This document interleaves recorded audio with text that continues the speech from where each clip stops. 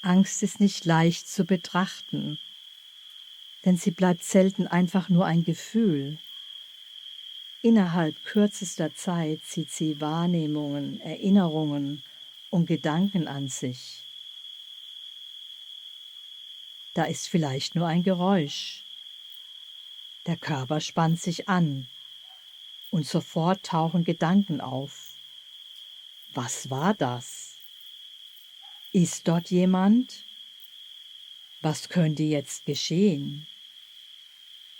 Aus einem einzigen kurzen Eindruck entsteht so eine ganze innere Welt. In den frühen buddhistischen Lehrreden wird Furcht sogar als die 6. Armee Maras bezeichnet. Mara steht hier sinnbildlich für Kräfte, die den Geist bedrängen. Sie bringt ihn von Klarheit, Standhaftigkeit und Übung ab. Das ist ein starkes Bild, denn Angst ist eben nicht nur unangenehm. Sie kann uns verwirren und vom heilsamen Bemühen abbringen. Und genau hier kann unsere Übung beginnen. Nicht indem wir die Angst verleugnen oder weglächeln und auch nicht indem wir uns einreden, wir dürften sie nicht haben, sondern indem wir genau hinschauen, was ist wirklich da und was fügt der Geist gerade hinzu. Tan Achan Dan, der Abt von Wat Bunyawat in Thailand, gab mir einmal einen sehr einfachen Rat. Tan Achan hatte bemerkt, dass ich nachts in meiner Hütte Gehmeditation machte und nicht draußen auf dem dunklen Meditationspfad. Er sagte sinngemäß: Geh am Tag um deine Hütte herum, schau dir alles genau an und dann frage dich, was ist hier am Tag anders als in der Nacht? Das ist eine sehr einfache Frage und doch geht sie tief. Am Tag sehen wir einen Baum und finden ihn vielleicht schön. In der Nacht sehen wir an derselben Stelle plötzlich eine bedrohliche Gestalt. Aber es ist immer noch derselbe Baum. In der Dunkelheit haben wir weniger Informationen. Und wo wir nicht genau erkennen können, was da ist, füllt der Geist die Lücken. Aus einem Schatten wird dann schnell eine Gestalt. Und aus einem Geräusch wird eine mögliche Gefahr. So wird aus einem undeutlichen Eindruck sehr schnell etwas Bedrohliches. Angst warnt uns vor möglicher Gefahr und bereitet den Körper darauf vor, zu reagieren. Aber Gefahr und Angst sind nicht dasselbe. Natürlich kann es eine wirkliche Bedrohung geben. Angst ist jedoch die Reaktion von dem Körper und dem Geist auf etwas, das als bedrohlich erlebt wird oder das auch nur als bedrohlich vermutet wird. Und deshalb kann starke Angst da sein, obwohl im gegenwärtigen Augenblick noch gar nicht klar ist, ob wirklich eine konkrete Gefahr besteht. Gerade dann kann Angst zu einer schweren Bürde werden. Wie entsteht sie nun? Am Anfang ist da ein Kontakt. Wir hören etwas. Wir sehen oder lesen etwas. Wir haben einen Gedanken. Oder wir spüren etwas im Körper. Dann versucht die Wahrnehmung, das Erlebte einzuordnen. Dabei greift sie auf frühere Erfahrungen zurück. Aber Erinnerung ist nicht dasselbe wie Gegenwart. Der Geist nimmt nicht nur wahr, was jetzt da ist. Er verbindet es sofort mit dem, was früher war. Und so vermischt sich das Gegenwärtige mit dem Vergangenen. Wer einmal einen Brand erlebt hat, kann bei einem ähnlichen Geruch sofort wieder einen Brand vermuten. Dann läuft das Denken weiter. Aus einem Geräusch oder Geruch entsteht eine Vermutung. Aus der Vermutung wird eine Bedrohung. Und aus der Bedrohung wird im Geist fast schon Gewissheit. Der Körper reagiert mit Anspannung, schnellerem Herzschlag oder dem Impuls zu fliehen. Auch der Atem wird anders, kürzer, hektischer, flacher. Und genau diese Reaktion nimmt der Geist dann wieder als Bestätigung. Ich habe solche Angst, also muss wirklich etwas Schlimmes geschehen. So verstärken sich Wahrnehmung, Erinnerung, Denken und Körper gegenseitig. Und das alles kann in einem rasanten Tempo ablaufen.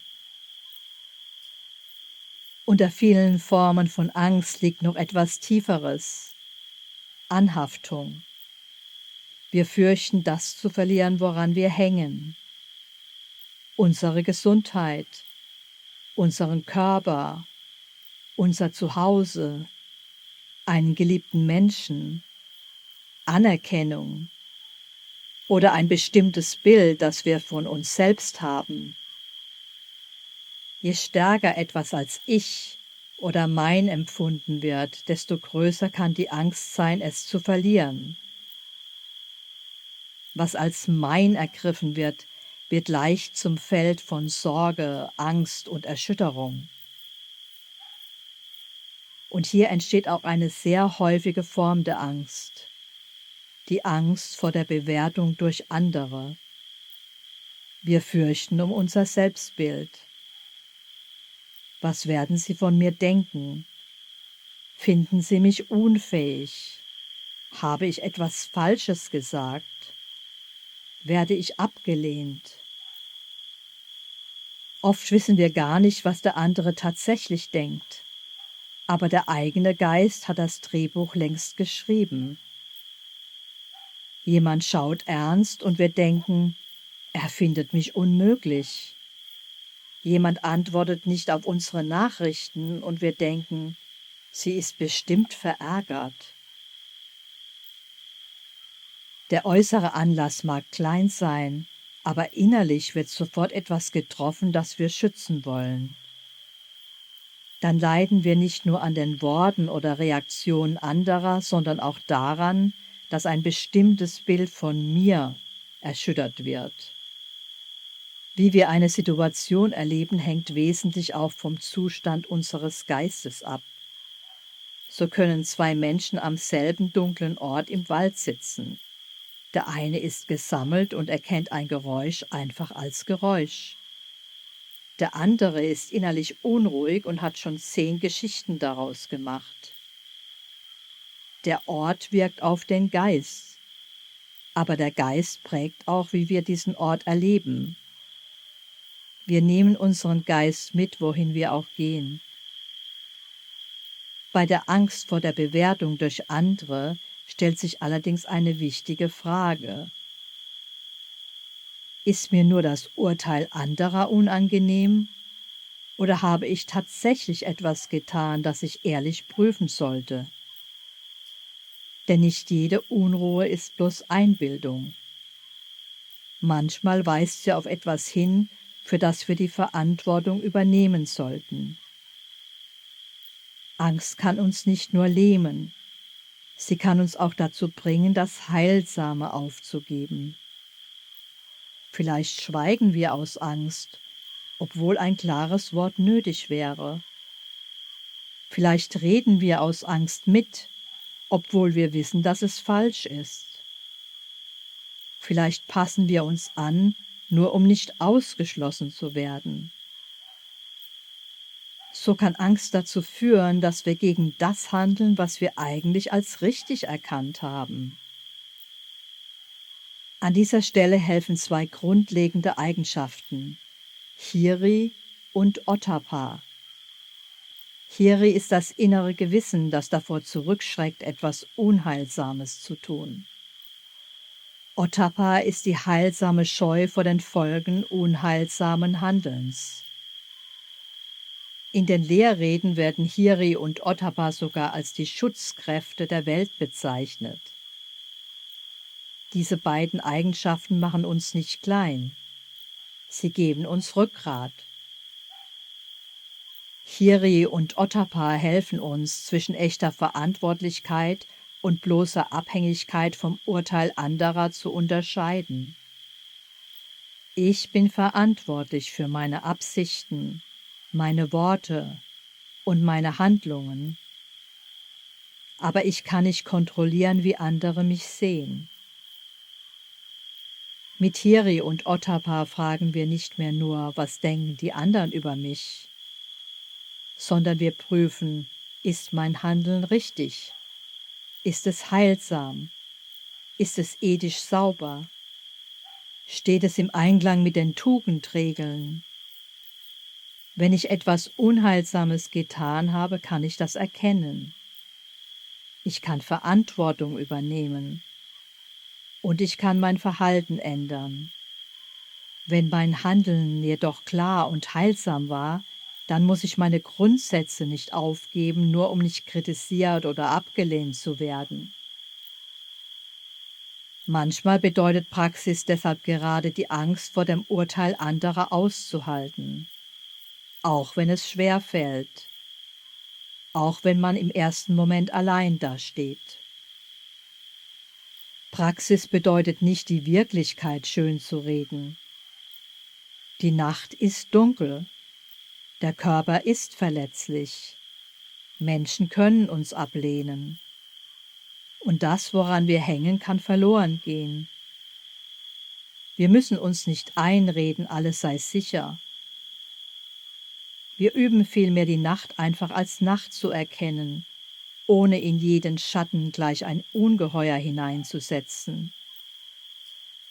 Wir erkennen Kritik als Kritik, ohne sofort daraus ein Ich bin wertlos zu machen. Wir erkennen Angst als Angst, ohne ihr blind zu folgen. Ausgerechnet, als ich diesen Satz einsprach, lief tatsächlich eine Wespe über den Tisch. Diesmal machte mein Geist keine große Geschichte daraus. Aber er hätte natürlich sofort damit anfangen können. Wird sie mich stechen? Bin ich vielleicht allergisch gegen ihr Gift? Tatsächlich war nur eine konkrete Handlung nötig. Ich setzte die Wespe nach draußen. So, zurück zum Vortrag. Wenn das nächste Mal Angst auftaucht, können wir uns fragen, was ist jetzt gerade unmittelbar wahrnehmbar? Was ist Tatsache? Was ist Erinnerung? Was ist Vermutung? Und was fügt der Geist gerade hinzu?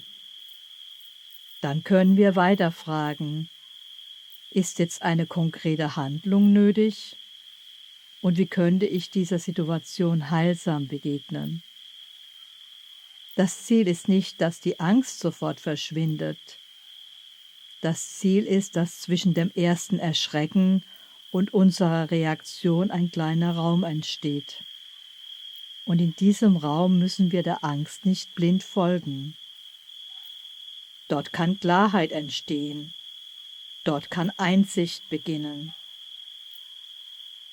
Wie sich dieser Raum in der täglichen Praxis und in der Meditation konkret entwickeln lässt, werden wir in einem anderen Vortrag anhand der Methode des Notierens genauer betrachten.